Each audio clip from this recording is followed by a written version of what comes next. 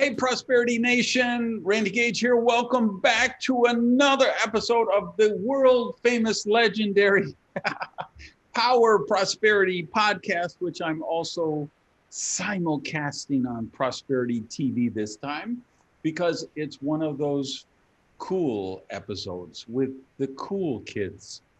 Because this is one of the long form ones where I just get to hang out with one of my friends who's just an amazing person, and you get to just eavesdrop in on the conversation. So the person is Victoria Labalme. And if you read Mad Genius, then you already know about her. And if not, I mean, she's an actress, a comedian. She did a one-woman show. She studied with the legendary Marcel Marceau. She's just one of those why did I talk to her in Mad Genius? Because you can't write a book titled Mad Genius without talking to Victoria. It's one of the laws. So, Victoria, girl, welcome. Oh, well, Randy, I adore you, and I'm so happy to be here. All right. So, let's talk about creativity and genius, right? Because I think, at the start of the Mad Genius book, I talked about this thin line between genius and insanity. And when you look at comedic geniuses like Robin Williams, I saw Jim Carrey in a movie where a drama where he was just brilliant. The same way Robin Williams was in the whatever that poetry movie was, and Dead Poets Society. Yeah. So there's so much talk in the comedy community, the writing community. I think Stephen King, if I remember, On Writing, he talked about his fear. Could he write after he stopped drinking? My fear was after crystal meth. Could I have my creative genius? What are your thoughts on just that juxtaposition of creativity or genius and insanity, or losing the edge, or how, because you've done humor, you've done drama, you've done all of that. What do you think is the connection between pain, somebody like Robin Williams, and that I think the sadness that probably caused him to take his life probably fueled his genius? I mean, what are your thoughts? Oh, that's a big question. I think for each of us, it's different. I think we all have hidden genius within us. And I think it expresses itself differently. And I think there are different forces that hold us each back, and it could be a mental health challenge, which could actually be a huge asset in some areas of creativity. I think in terms of the societal pressures that are around us, that's a big thing that concerns me. We both see that in the speaking market, we see that in the entrepreneurial market, in the marketing industries, where people are telling you things that you should or have to do. In fact, you and I were just talking about this before the interview began. It has to be short for people to listen, or it has to look this way. And I think those inhibit our genius. A lot of the things that are taken for granted as paths to success actually take us off track from our own original thinking. And what about Victoria Labalme?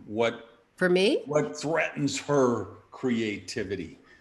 Well, it depends on the phase that I'm in, but most recently it was spending time around a lot of marketers who, here's a specific example. There's something in the marketing world called an avatar, right? Like, who's your avatar? And this is this weird term that came up that everyone takes for granted, which means who's your, quote, target audience? Oh, it's women between ages 35 to 55 who are single mothers. Oh, it's men who are in their 50s who really want to be able to stand around the barbecue table and talk about finance. So I teach finance. Oh, it is, kids just out of college. And so people would always pressure me to define my avatar. And I think, Randy, we're very similar. We speak to all people. My audience is when I do keynotes. Sometimes it's nurses, sometimes it's financial advisors, sometimes it's leaders of an organization, sometimes it's women's groups. And so when I was working on a book recently, this book, Risk Forward, people said, well, who's the avatar? Who's the target market? And I remember saying, well, I think it's anyone who's senses that there's something inside of them that they want to bring out, and they're in a period of not knowing. And it could be on a project or some phase of their life. It could be for minutes or for months, but it's that in between, and they're trying to bring out the best in themselves. I got a really snide comment from someone who's like, that's not specific enough. My son is 13 and he can have that. And so is someone who's in their 20s or someone who's in their 80s. Well, when I finish this book, I can tell you someone who's in their 20s likes it. Literally, my assistant who's 23 said, I love this book.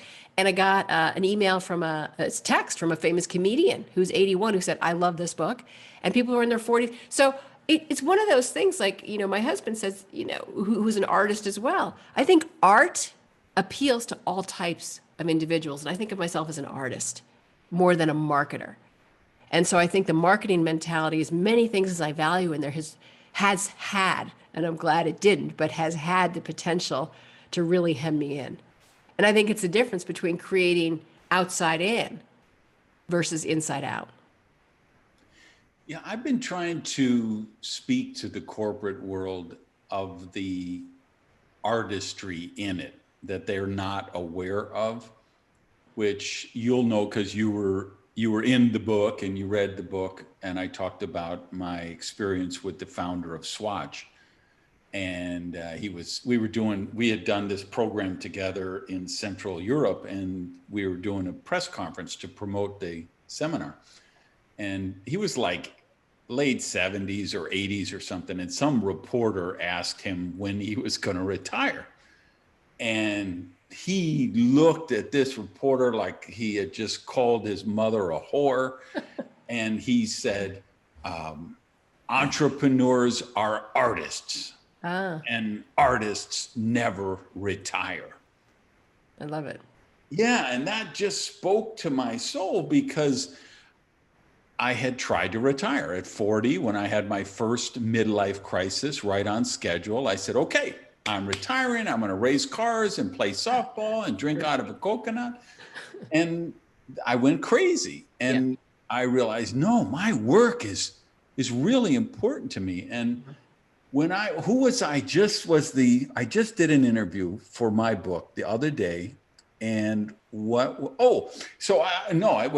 was coaching with a client of mine, and they were talking about if they work in the corporate arena, and then they were asking me if ministers were a good candidate for their product. And I said, absolutely, because ministers have to be entrepreneurs.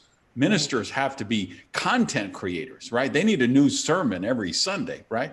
And building a church is the same as building a company. And I know because I've built both, right?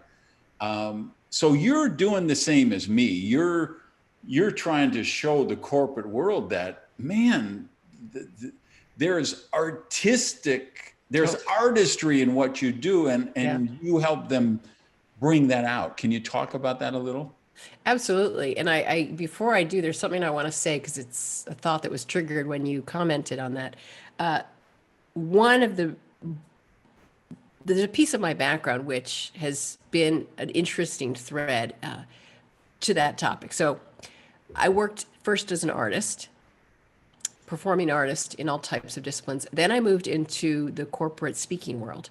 So as a speaker, like we just said, so working with different companies, PayPal, Starbucks, Microsoft. And then I moved into the entrepreneurial market. And what I found is each market sort of judged the other. So it's like artists are like, oh, corporate, right? And the entrepreneurs are like, oh, corporate. And corporate's like, oh, they're artists. And there's this sense of distance and disdain. And I would literally move between these groups within a matter of 24 hours. Like I would do a keynote and I would sit with the president at lunch of some big company. And then that night I would have dinner with a famous Hollywood director. And I kept looking at the correlation and the connection among these different groups because I thought, this is a problem. And it's a problem because they don't understand what the other really does. So like you said, And I teach this to artists. I say, my corporate clients at the highest level are some of the most creative people I know.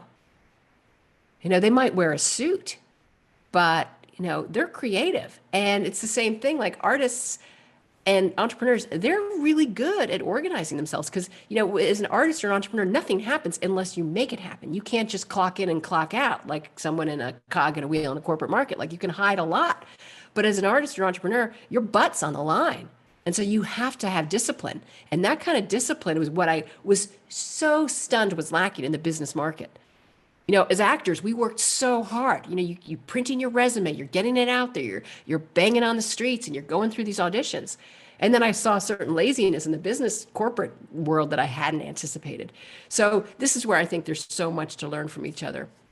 And to your question about, some of the top business people being creative, yes, when you get to a certain level, and whether you're managing or you're thinking through the next steps of your company, or you're dealing with a challenge or a problem that needs some creative solutions, they think in lateral ways, they think creatively. I'm amazed at how many of the top executives that I've worked with use words like energy or intuition or gut. Yeah. Just like, yeah, I don't like that person's energy, they'll say. Or, yeah, I think instinctively this is the right move. And that instinct is based on years of information. So they're not just making it willy-nilly. It's coming from a toolbox of skills. Yeah, and so when we met, you were working in the corporate arena with Rock the Room or Rock the Platform, and you were showing them how to communicate better. Right. And I see with this new book and what it seems to be the services you're doing off of it, this risk forward concept. So it looks to me like you kind of evolved on some of the work you're doing with them. What are you doing? Kind of explain that, what you're doing with organizations now with that risk forward concept, please. Yeah, absolutely. So the whole concept of risk forward was born little by little along the way, because one of the things that I struggled with in my life was around, what's the next step and where am I going? And yet what I discovered is so many people would say to me, how'd you get to where you are? You have an amazing career and you're doing what you love, but you're making money and you have an incredible marriage and you look like you're fit and healthy. And how did you do it? And I get that question more than any other question. And so this is the book of sort of finding one's way, but it's through my failures and my experiences in the arts. So I realized as I was traveling around the world, working with executives and companies and entrepreneurs and teaching them Rock the Room, which is the program I have, that they were asking me that, or I had noticed that many of them felt ashamed for not knowing, or they revealed that they'd made their success like me, like they'd sort of figured it out as they went. And so I wanted to address that topic, because everyone on the surface, and you know this, Randy, from the worlds we operate in, people are like, you got to have clarity, you got to have goals, and you got to be clear, and, what's the plan? And like, there's a lot of pressure that comes with that, and it screwed me up, and it screws up a lot of people. And there's great value to plans and goals and whatnot, but like I said in the beginning, what about those times when we're not clear? And the truth is, a lot of really successful companies and creative endeavors came through that not knowing. So that's what I wanted to write. And the way I'm working at it with different groups, it depends on who they are. I just spoke to a group of therapists, and therapists are kind of like entrepreneurs because they run their own little practice, and how they position themselves and what's their website, and, how do they express their ideas, and do they have a theory or something that they teach, and who's doing it what way, and what does someone else's business card look like, and are they enough, and all of that. Even though they're therapists, they have their own little company. So I was working with them on how to think about what they do and how to do it in their own way based on their skills. So that would be that group. With entrepreneurs, it's the same thing. It's what kind of business do you want to run, and what's right for you, and where are your interests, and how do you do it in your own way? It's same with students. So I'm doing something with students. It's like when you're coming out of college, you're not sure what's next. So the themes that are in this book, Risk Forward, apply different ways to different groups. They're the same, but everyone interprets them based on where they are in their life. Can you speak to the people listening or watching now? Say, okay, that's great, but I'm not an artist and I'm not an entrepreneur. I don't have creativity, or I don't have, Gage is always talking about unleash your genius. I don't have any genius. What would you say to those people who wondering how this whole conversation is deathly relevant to them? Yeah. Well, absolutely. I believe inside of everyone is hidden genius. And it's a matter of bringing it out in the smallest of ways. I think sometimes we put this pressure on ourselves, like, oh, that means I have to be like Elon Musk and build a huge company and, SpaceX and Tesla. And, there are very few Elon Musks in the world that will have that kind of discipline and focus and, drive. But I think we all have hidden genius in different ways. And our best life is when we bring that out. So it's like, how are you when your kids come home? How do you treat the customers at the shop? And how do you bring out the parts of yourself that are different? How do you bring out your playfulness? Or, I had a client who it was in a workshop I did. This was not my idea that I gave him, but he shared it. So I take no credit, but he's a financial advisor. You wouldn't think of a financial advisor as creative, and he happens to love Ducati motorcycles, and he would park his Ducati in his office. So when people came over, they'd be like, wow, that's pretty cool. You're a drummer, but you're in sales. You put 2 drumsticks on your desk. People are like, wow, you drum, my son drums. Now, of course, we're not visiting other people's offices right now with the pandemic, but when we go back to that, maybe it's in the background, when maybe it's on your wall. So these parts of ourselves, this hidden genius, whether it's your love of Ducati motorcycles or whether it's your love of drumming, those are parts of who you are, and we need to bring those out. We tend to hide them because we go, oh, financial advisors don't do that, right? Oh, I got to separate my music from my sales. But what Risking Forward's all about is putting that forward in your own way and seeing how the world receives it. And it's fun for you and fun for others. So it's about not hiding who we really are and seeing where that leads. And there's stories in this book that I wrote. My sister, I'll tell one, she was a teacher. She dropped her teaching career to focus on raising her kids.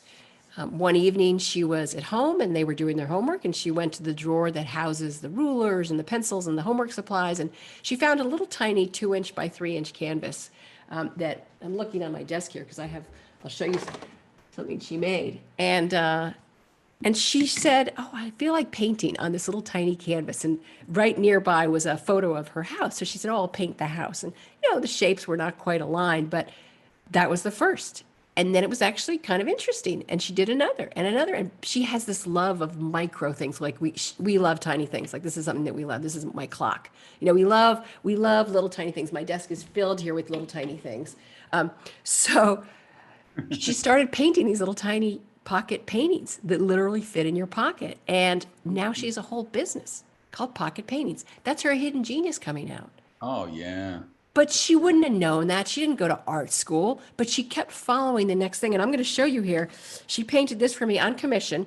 You're going to be blown away when you see this. So anyone who's not able to see right now, you just have to picture this. It is it's about 2 inches by 4 inches canvas.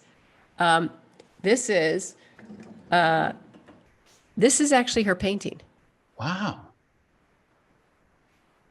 See, it looks like a photograph, it's a photograph with just at the perfect lighting, at the perfect time of day, capturing that building.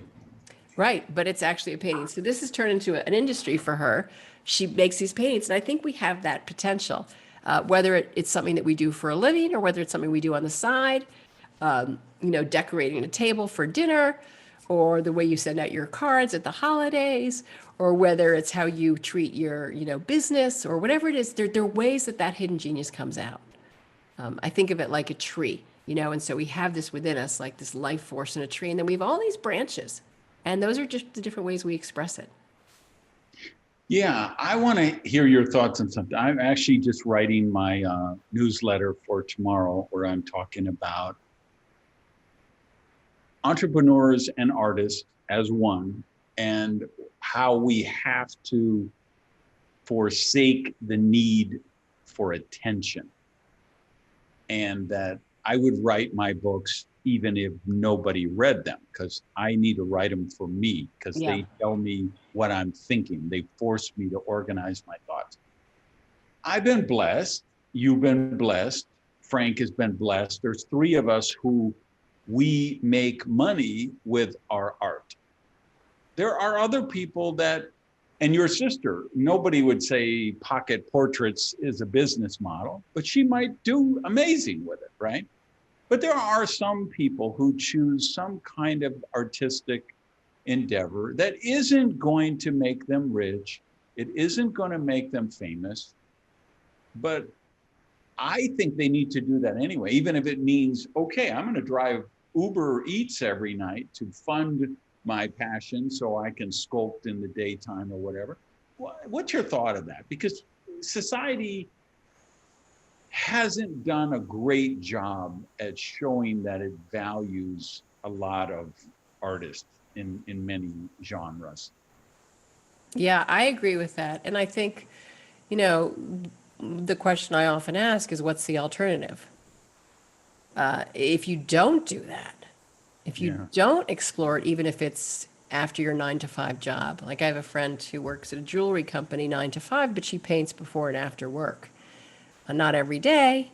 Just know it's hard to do that, but as often as she can. And I think of art not only in the traditional sense, and I know you feel the same. It's not just music or dance or painting or photography. I think of it as a way of doing things creatively. And, you know, I think accountants can be artists. There was a guy at my old building when I had an office downtown. He would load the garbage out onto the street every week for the garbage pickup, and he would make these beautiful piles.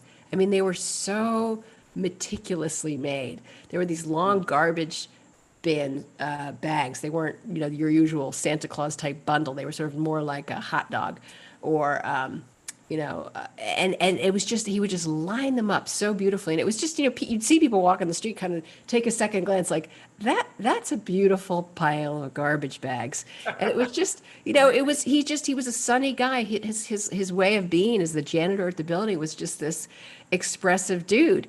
And I think of that as, you know, when we're in our flow, and even if we're doing something we don't like swiveling out the toilet, you know, or doing the dishes. Like, I think it's a presence and a way of mind. You know, we're being completely in that moment and just not cursing it and regretting it, but just being like, here I am. You know, because there's something to be learned from everything. You know, it's like Tom Sawyer, you know, painting the fence. And it's just these moments of doing the basics that bring out the style of the artist. So, you know, I think we are definitely in a society that judges people who don't make money. Like my friend says, you know, am I a real artist if I don't make money doing it? Does that is that the designating force for an artist to be able to say you earn your living with it? And I disagree with that completely, because look at Picasso. I mean, not Picasso, Van Gogh. He died really poor, and he's an artist. Or there's a famous famous artists did. Many They were not famous and wealthy when they were alive. That's for sure. Totally. There's a famous poet. I when I was in college at Stanford, I was a poetry major. That was sort of my major. And there was a poet I learned about, which I love, whom I love, named William Carlos Williams, a famous poet. He was a doctor. He used to write his poems on prescription pads. But now that he's gone, that's what he's known for, his poetry, not his medical practice. So, A bonus homework for anybody listening: Jimmy Buffett has a song. I believe the title is "A Poet Before His Time," and it's just poignant. It's just really poignant, and it kind of follows that dynamic. So, you guys listening, that's your extra homework. Well, let's talk about the single most important creativity question in the history of creativity: California or New York? and my answer is both. Good, because that'd be mine too. It's like there's New York. I don't know if I could live for more than a year in New York City, but I'd love to live there a year at a time. If it wasn't the taxes in California are just so insane, it's like, but man, that Southern Cal energy. I'm a little more of a San Diego guy than an LA guy, but and then of course my main home is Miami, and I think Miami gives me that East Coast New York vibe, but I also the laid back, margarita, mango, palm tree, Southern Cal kind of vibe. So that's what I think draws me to Miami. Yeah. But you work both. So any more you'd say on that? Well, I'm a product of my upbringing because I was born and raised in Manhattan, and I went to New Hampshire for high school. Then I went to Stanford in California for college. Then I lived in New Mexico. I lived in Alaska. I lived in Africa. And I came back to New York City specifically for the arts, for theater, because that's a theater mecca in Manhattan. And I studied acting, and that led to more work. And then I never really left because I started to build a base here of friends and connections, and it was suitable to the industry. And then I fell in love with someone who was based here in New York City. But in another life, I would love to live in Northern California. I would love to live in Vancouver. But I think, this is my life now. My husband and I went and rented a house in Malibu last May. No, what am I saying? May. Last January, just before the pandemic hit. So January 2020 to February 2020, we had an incredible house on the coast in Malibu with this view of the ocean. It was stunning. And I thought, I was like, I'm just living out this little part of my life that I didn't think I'd ever get to live. But just for 5 weeks, that, by the way, is the beauty of Airbnb. Holy cow. Like, we can go live another life, and it doesn't even cost that much. Like, it's extraordinary what you can do. That was never as easy as it is now. Like, you can sort of live a whole new life in someone's house. Like, I'm going to stay in a ranch house. And the price is not expensive. You get a few friends together, it's amazing what you can do. Yeah. All right. So you mentioned Frank. Let's bring up the elephant in the room. Does Frank know the truth? And for you guys listening who don't know, Victoria is married to Frank Oz, as in, that Frank Oz. So does Frank know that if I wasn't gay, you and I would be celebrating our 20th wedding anniversary and sending our first children off to college? That's so funny. Does he know that, or is that still a secret? Oh, that is so funny, Randy. I think it's a secret, but now it's out. That's so sweet of you. Yeah, no, I mean, I admire you to no end, and we are cut from the same cloth. Yeah, and it was probably like 20 years ago when we met at that NSA event, right? Yeah, totally. And I remember, I have such a vivid memory of you at that time because this is an interesting. I don't know if I ever told you this story, but you were hosting a breakout session, and you had all your books that you'd shipped from somewhere, wherever you were living at the time, and they came in like a case. I don't know if it was the Prosperity book, the purple one, which I love. If anyone has not read that book is awesome with the purple cover. I bought multiple copies and I give them away.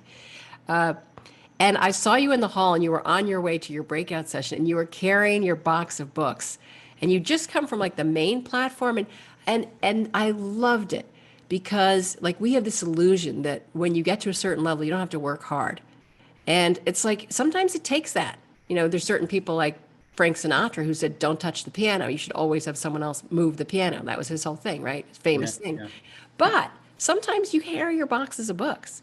And we have this illusion that other people don't have to work as hard. And it was just a little sliver into like, look here, here's the guy, Randy Gage. He was just on the main platform. He's like carrying through the convention hall his box of books to go. And I was like, I love it. Like, you weren't above it. You did what it took for what, maybe you had an assistant who didn't show up, whatever it was, you were carrying the box. And I was like, that is impressive. That's funny.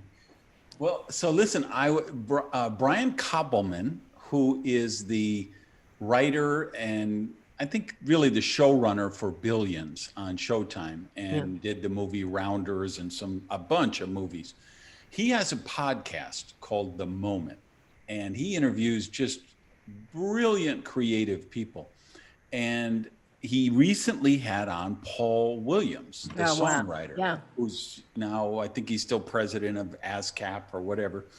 And so they were just talking about everything. And one of the things Paul said, they were talking about conversations about something. And he said, yeah, the problem was whenever I met with Jim Henson and Frank Oz and tried to have a conversation, it's like Kermit and Piggy were in the room at the same time. So there was like 5 of us or 6 of us having the conversation. So here's my question with you, and then I'm going to flip it back the other way. Do you ever have conversations with Frank and Yoda is in the conversation or one of these characters? Does that ever happen when you're talking to him? And then vice versa, when he's talking to you, are there ever characters from your work that jump into the conversation? Yeah. Well, I have a few things to say on that, and not to contradict Paul, but people like to say that a lot about Frank and Jim, and it's not true. That, they were themselves. Like people always say, oh, do you do like voices, are you in character all the time? And I can't speak for Jim. I can speak for Frank. No. Do they really think they're in character all the time? Or just that, here's the thing. And we made a movie. I produced a movie a few years ago that's quite special. It's called Muppet Guys Talking. Did you ever see that, Randy? I did not.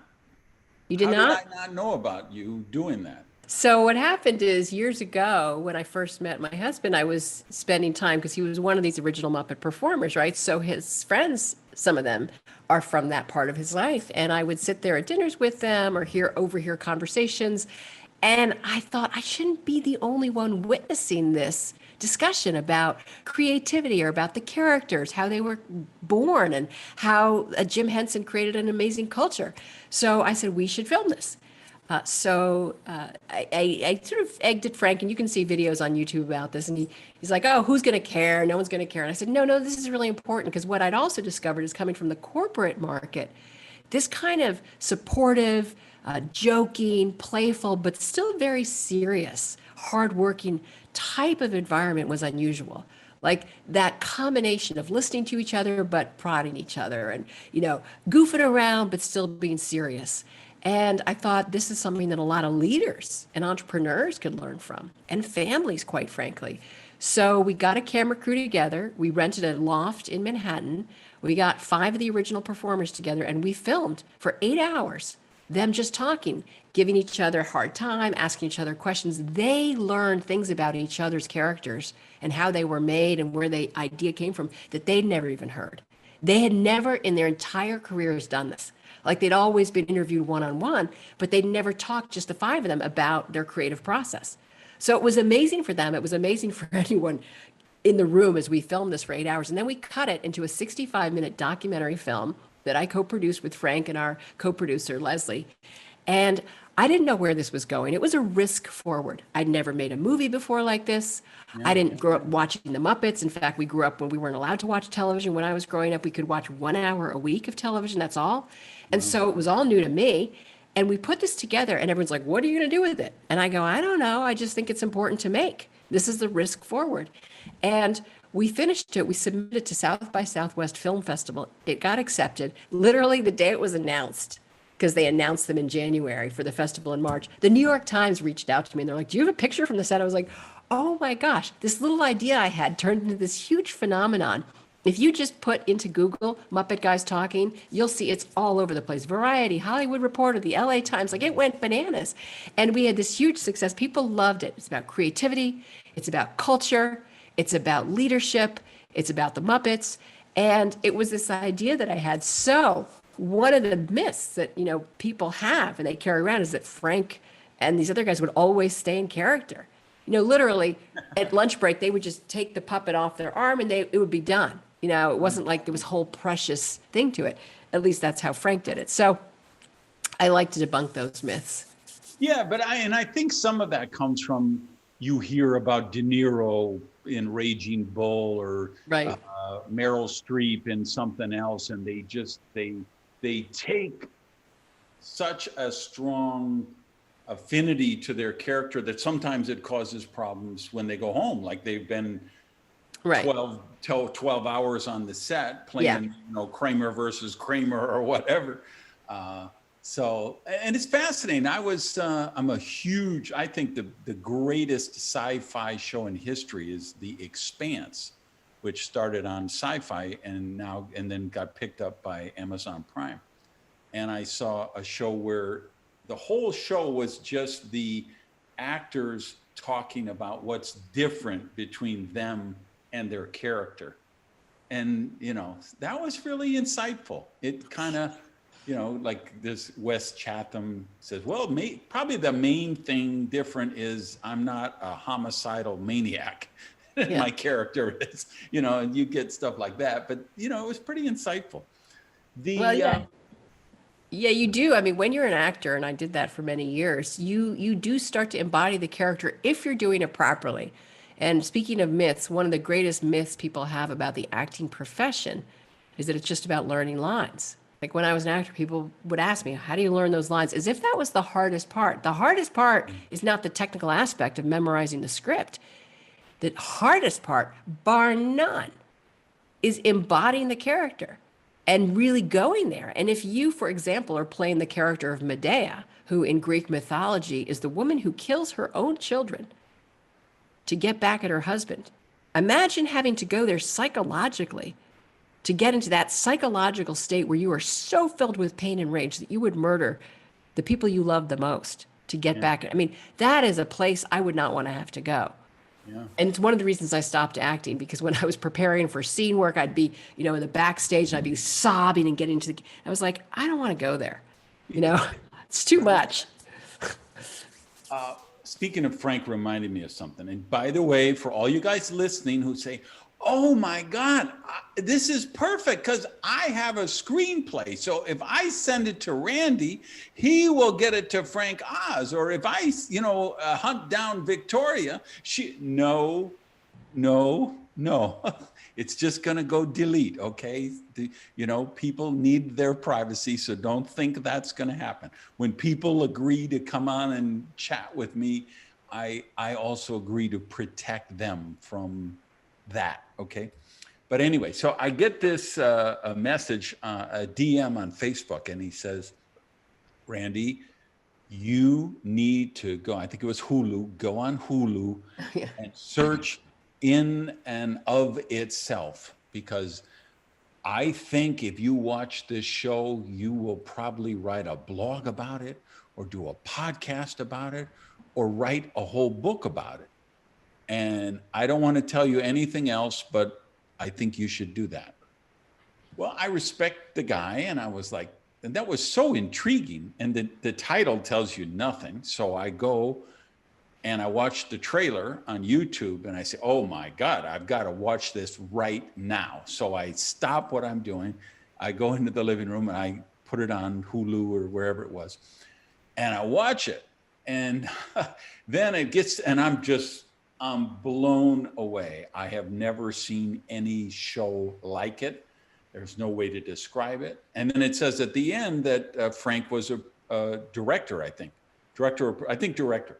So I wrote you, oh my God, I just watched this show that Frank directed, but and you wrote back, yes, I think you told me, yes, I saw it 17 times in the theater. Yeah.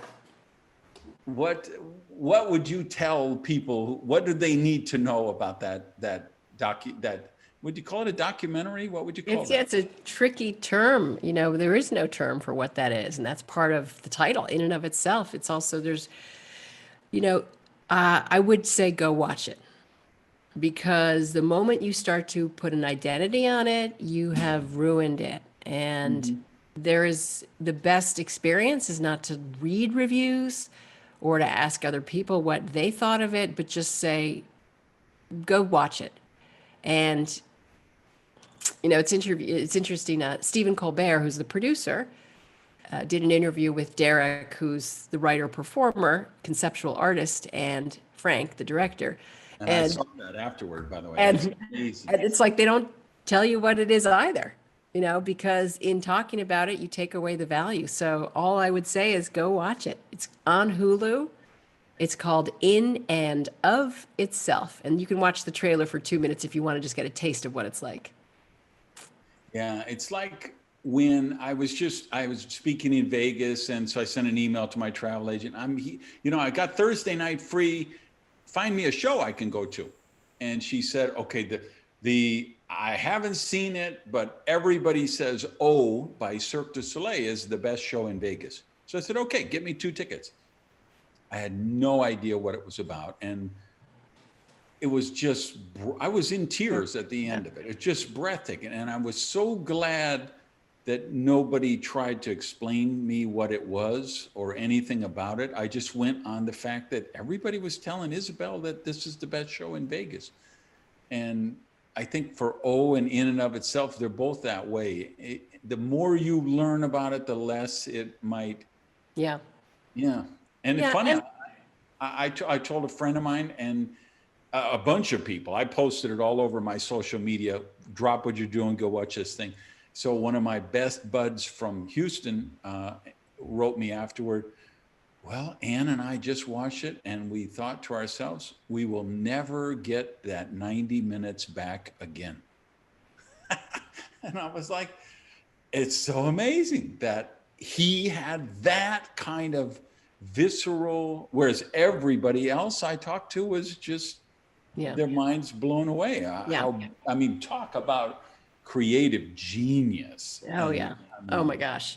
Yeah. But that's actually a good thing to keep in mind for all of us. It's like there's definitely been, Frank and I were talking about this with respect to that, movie. Some people don't get it. And it's true for anything. I'm sure you've had this with your work. Some people rave, and then other people, it's not for them, and that's okay. Yeah, you're going to experience this soon enough because your book is about to come out, and so I just happened to be. I was working on for my coaching program. I was going deeper into this topic of you can't look for outside validation. So I said I'm going to go to Amazon and I'm going to look at the reviews for Mad Genius. And there are these 5-star reviews. This is the seminal book since the Earth's crust cooled.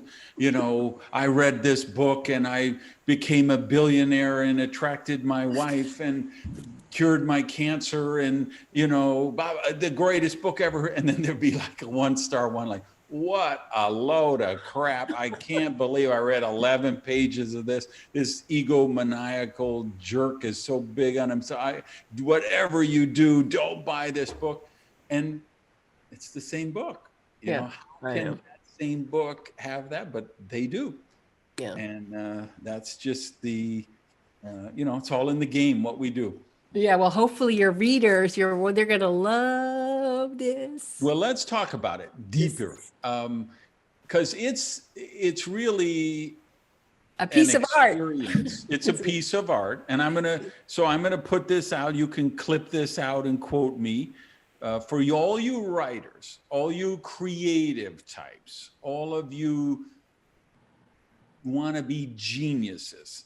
We have this special bookshelf in heaven or nirvana or someplace that's the exclusive bookshelf for creative geniuses. And it has Twyla Harp books on it.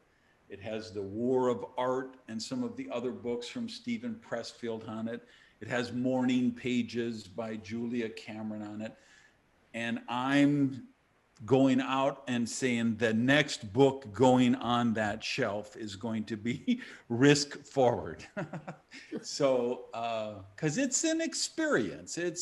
It's one of those very unusual books where you can say, as you do, hey, no, you don't have to read from chapter 1 to 11. If chapters 5 is speaking to you, start there. If chapter 8 is something you want to look at, start there. It really is it's an all-you-can-eat artistic buffet in my eyes. What would you tell the people that are about it as the author? What would you tell them? Well, this book is very brief. It is very fun to look at. I'll do this little flip through the pages here again, just to show you, because it is, every page is different. You know, we could do a little again because I went too quickly. You could see, you just never know what's coming on the page. Sometimes there are pictures, and it's to be read in any order, like you said, Randy, because I'm the kind of person who likes to crack open a book, and I also, my attention span is fairly short. So the chapters are half a page to 3 pages max. So you can just dive in for 5 minutes and get something out of it. Some people, however, like to read from front to back. So I constructed it so that it can be read front to back, or you can read it in any order and at any pace. And it's intended to be the kind of book that you come back to after a year or another month and you see something different, because it's principles that offer questions and prompts to help you figure out the next step. And wherever you are, whatever you're facing, whether it's a creative project or a career choice, or you're working with a team, or you're in a change in your life or your marriage or your health, and you're trying to figure out the next step, these principles will help you find that next step. And we all have that. We all have that at different phases. And sometimes in the matter of a week, we go through that not knowing multiple times. So it's meant to be a guide and a supportive, inspiring book. And the people who've read it, which is not many, Randy, you're one of the few at this point, because it's still not even officially out at the point that we're doing this interview, is, but you can buy it now. It's just not officially shipped yet. Is people say, I feel so much freer. It feels like I have permission to follow what interests me. It feels like a friend of mine said he felt like he'd been riding with a seatbelt for 35 years and it had just been taken off. It's a sense of freedom. So yes, it's fun. Every page is different. It's stimulating. It's whimsical, but it's profound. Yeah, for you guys listening, all this stuff will be in the show notes, by the way. I'm going to put a link to the Muppet People Talking movie, a link to Derek's show or movie.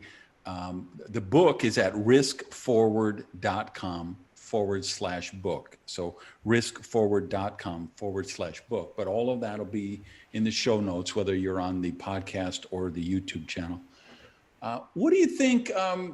Is there? So I mentioned some of the creative books that really spoke to me. What do you think is the unique element of this book that made you write it? Like you just say to yourself, there is no book in the world that has X, or there's no book in the world that explains how to do ABC. What kind of was the driving force that had you write it? Well, I think it was my own suffering, that when I was indecisive or when I was in a phase of not knowing, that no one seemed to address that. Like when I would go to conferences and, I'm a successful person. And if ever I revealed, like, I'm thinking about this or that, people would look at me like I had leprosy. They'd be like, oh, yeah, you got to figure that out. Oh, yeah, you got to get clear. And it was so punitive and it made me feel so bad about myself. But as I went around, the more I talked to people, the more I found I'm not the only one who suffers that. I just happen to be more vocal about it and have the courage to talk about it. Most people hide it.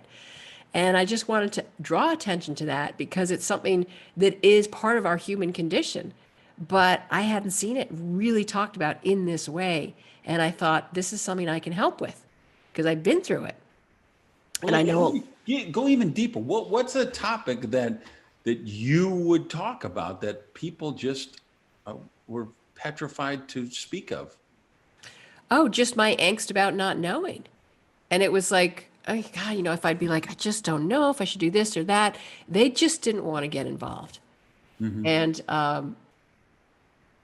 And I thought a lot of people have that. And this book is not meant to only help people with angst, because it's like really successful people are reading this and going, this is helping, or this is affirming. So it's really just about how do we bring out the best in ourselves? And how do we not suffer that angst? Because most of that angst comes from outside forces that tell us that we should be clear. And what this blows the cover off of is that's a bunch of BS. Clarity is great, but everyone goes through what is this fog of not knowing. And some of the most admirable people we admire, found their way to greatness. Like speaking of Stephen Pressfield, he just put up on Instagram a little video about how it helped him, how about Risk Forward, my book, helped him. And, he's a brilliant writer who's revered. And he was acknowledging, and we love him for this, right? Randy, you and I both know him, for being so honest. Like, yeah, I was at a conference that I hosted, and I brought him as a guest speaker to my event. And on stage in front of the audience, I said to him, you seem to be very decisive and clear. And I'm curious about that because indecision is one of the things I talk about in one chapter of the book. And he said, by the way, the theme she goes with is embrace the fog. Yeah, embrace it because it's not a bad thing. I mean, just to stay on that for a moment, one of the analogies I give is it's like if you're in a field and it's foggy, the first thing you don't do is run. You don't run because you might hit a rock or a tree. And that's what we do in our lives. When we're in that phase of not knowing, we like grasp for something. We're like, oh, okay, I'll just do that. I'll just marry him. Oh, I'll just do that career. Oh, I'll just say yes. Sure, why not? And that's somehow revered. Like people are like, oh, you're decisive. Yeah. Right? It's true. Yeah. Right? How good is decision? Really think that's and it is good to be decisive, but after you've sorted it out, and that's what Stephen said. He said, yeah, I'm decisive on the surface, but after a lot of work below. And this is what I'm bringing to the surface in the book. Like I've watched some of these top corporate executives who run huge companies, and I watch how they think. And all the outside world sees is the decisiveness. But what I see, and I'm privileged to see, is everything below that goes into that decision.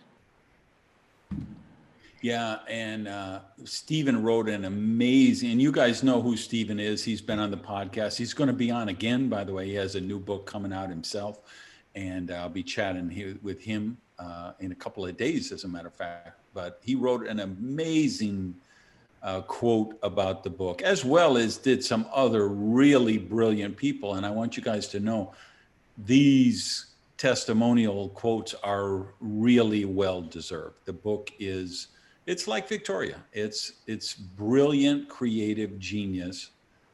And in a way, you had to, maybe can you just talk about how you had to risk forward to write the book Risk Forward? I love that question. I'm going to just put my head down here for 1 minute to get my charger because it fell off and I'm at low battery. So hold on. Yes, that's fine. We can live with that. This is what live TV is all about. I got my cord and I'm plugging in. So yeah, when you run like Zoom or some of these things, if you unplug for 5 minutes, they drain so quickly. Yeah, they really do. Yeah, so I'm back. So how did I risk forward to write Risk Forward? It's a great question. It's sort of meta, right? And it happened on a few levels. So first off, just choosing to write Risk Forward was a risk forward. And primarily, and many of you listening have had this experience in your life where you kind of get known for something and you've built whatever around that. Let's say you're cooking, you're known for your boeuf bourguignon, or you're in your career and you write a certain kind of novel, or you run a certain type of business, or you always dress a certain way, or you show up and handle your business in a certain way. Whatever it is, we get used to the success. And so for me, I'd built a big business around something called Rock the Room, what we mentioned earlier, Randy and I. And, I made a lot of money in Rock the Room. I still do. I teach at high levels, VIPs. I have programs online. I run workshops online and now virtually because of the pandemic. And when the publisher came to me and said, we're interested in doing a book with you. And I said, well, I've got 3 books. I've got Rock the Room. And I'd pretty much written that because I've been teaching it for so long and I had a whole workbook. I said, I have the through line, which is based on my keynote of decades. And that's, all these theater principles that I use to work with teams and leaders. Or I have this other book called Risk Forward, which I did a TEDx talk on, and something that I care about. And I outlined that, and they said, well, which do you want to do? And I said, I want to do Risk Forward. And I said that, right, it just was what came forward.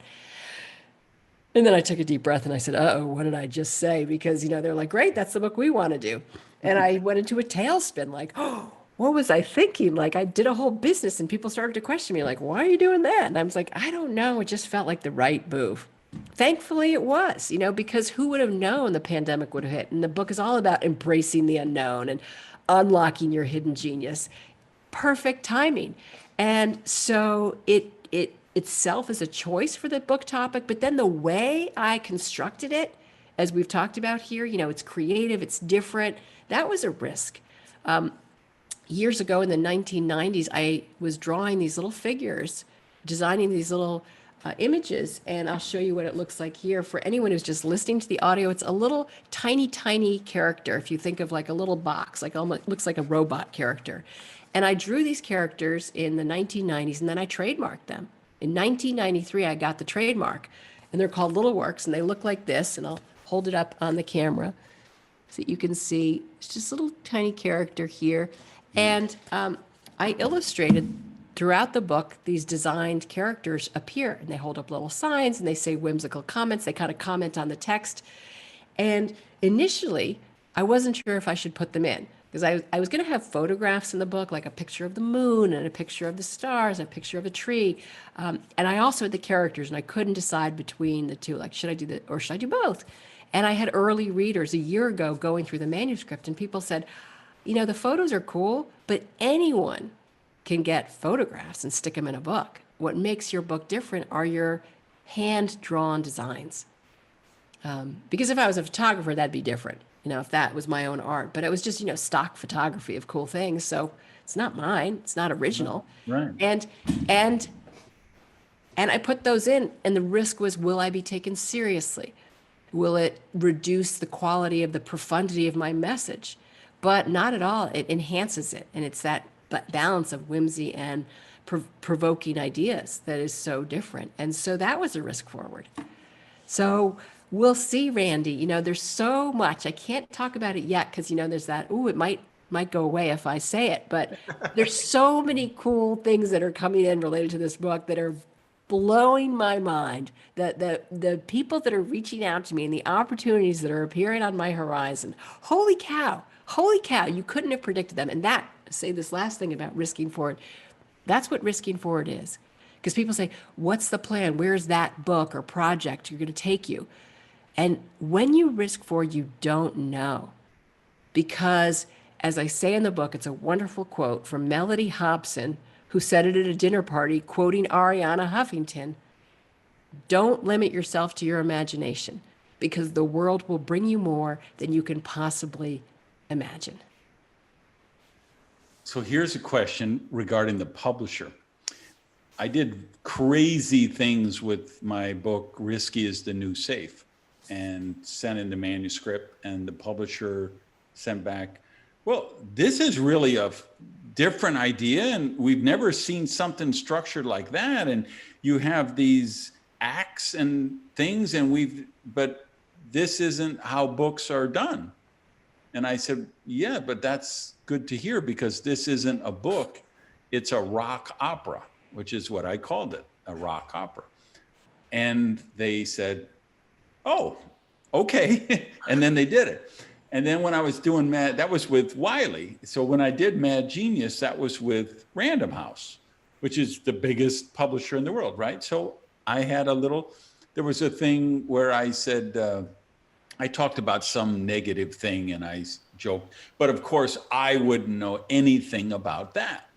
And I put 3 gritted teeth emojis and, didn't think anymore. And I had a few other places in them, and I got a call from the publisher, like, you have emojis in here. People don't put emojis in books. I'm like, I know. That's why I think it's cool that my book's going to be the first book in the history of the world to have emojis in them, because the whole world lives on emojis. That there's trading emojis 500 times a day on their phone. And they're like, but how would we typeset? I said, you've got to have a contract with stock photo places and stock graphics and an art department. Are you telling me you can't find 3 gritted teeth emojis? And they're like, well, you probably would have to get your own service that do that and pay the royalties. And what I'm like, whatever has to happen. But I want the damn emojis in the book. Did you get any? I see you're with Hay House. They're very, they're really the Catherine Ponder and the spiritual people and everything. So did they buy in on this all the way, or did you get any? Because your book's really creative, really different. It is an experience, it's not a manuscript. It's a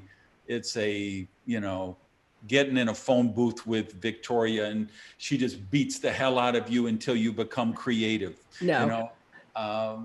Did you get any pushback from them? Like, this isn't how books are, or like with these little figures of yours, or were they all in on that? They were all in, and it's why I went with them. I had other publishers and agents approach me for years about my book. I'd talk with various publishing houses. Either they didn't understand what I was trying to do, or they would say things like, well, first you write it, and then we'll see about the illustrations. And the way my mind works is they come together. So, because some of the visuals are actually more important than the words in certain places of the book, because you get it right away from seeing the picture. We won't tell you what those are. You'll see it when you see it. And I'm not being coy. I'm trying to protect the reader experience. It's like when you go to a movie, you don't want someone telling you the best moments of the movie. You want to experience that for the first time. So that's why Randy and I are not saying much. But there's certain pages that are very experiential, and the progression is cinematic at places. And some publishing houses were like, yeah, no, just write the text and then we'll see about adding visuals. And I was like, no, they come together. They come together. It's like when someone writes a screenplay, they see certain scenes. Yeah. And of course, it maybe changes when they actually have to film it. They can't film in this area, they have to film, but the ethos of it stays the same. And so Hay House was extraordinary. I love them. And they have a new division called a business division. So they have done a lot of personal growth, spiritual, and health, but they've launched 2 years ago a business book division, and they have 12 titles a year, and mine is part business, part personal development, part art and spirituality. So it crosses disciplines, and that was my vision for the book. I wanted it to be across those disciplines and also a gift book, because I said it's to be timeless, it's to be treasured, it's a gift people will keep and give to others. They'll buy in multiples, and that's what's happening. People are saying, I'm keeping this. It's timeless. It works for all ages. I've had people say, I had one woman, it touched me so much. She said, I want my daughter to read it, and she's only 1.5. Yeah, I love it. Right? So it's just like, because what it does, and why I thought about that a lot. People are getting it for their kids a lot, no matter their ages. You need to throw out all those testimonials from Steve and all those famous people and just put the one that says, isn't that great? I want my daughter to read it, and she's only 1.5 years. Right, because I love that too, because it's about, I think it's ultimately what it speaks to is protecting the spirit. Yeah. And helping them honor who they are. All right, I know you're crazy busy doing the book tour. One last question on it.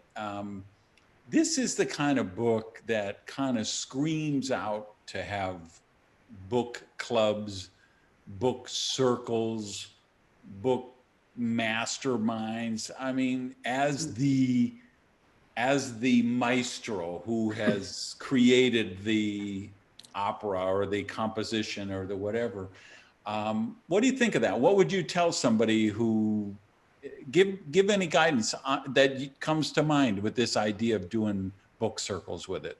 Yeah, I love that. Well, we are finding people who've gotten a sneak peek want to buy more. And so what we did is we're honoring people who do that, because people are buying in sets of 10.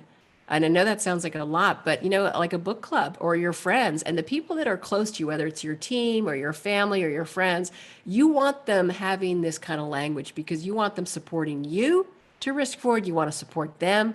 You start to have the common language. There's certain phrases that are in the book that people then start to use. So we have a special where someone buys 10 books to give to their friends and family. we've created a bonus pack for them, which you only get for the next few weeks. So if you're listening to this before March 16th, I can't guarantee it'll still be available after March 16th, but it's available up until March 16th. So it's a bonus pack. So you go to riskforward.com/circle for Book Circle. So riskforward.com/circle. And we have this amazing set. And it's an extraordinary gift. It's the kind of book people will thank you for. I truly believe that. And then I'm going to have a Risk Forward course that runs after sometime in the spring and the summer for people. So we have a whole Risk Forward community, which, by the way, anyone who buys a book comes into my private Risk Forward Facebook group. We have a book team, and it's awesome. It is awesome because here's what I love about it. One last thing. Unlike a lot of businesses, and Randy, you'll relate to this, where it's competitive, like who has more followers, because maybe it's a business book about how to get more followers, or who's lost more weight, or who's made more money. There's this kind of subtle competition. Everyone is risking forward in their own way. So everyone's cheering each other on, and it's just a cool, joyous, supportive, fun community. So that's that. riskforward.com/circle if you're buying a lot, or riskforward.com/book if you just want to buy one or two or three or four. Either way, I'm just so grateful to have this opportunity to talk with you, one of my favorite people, Randy, in the world, and to share all of our creative ideas with your audience. All right. Thank you so much for allowing me to share you with your audience. And you got all show notes. I have all this stuff, all the details. But you guys, I'm telling you, you got to get this book. I know this gal a long time. There is like a Mount Rushmore of creative greats. This lady is on that Mount Rushmore. And when she writes a book about creative genius, you gotta get it. So thank you all for watching. Sweet dreams from Miami. Peace, love, and unicorns.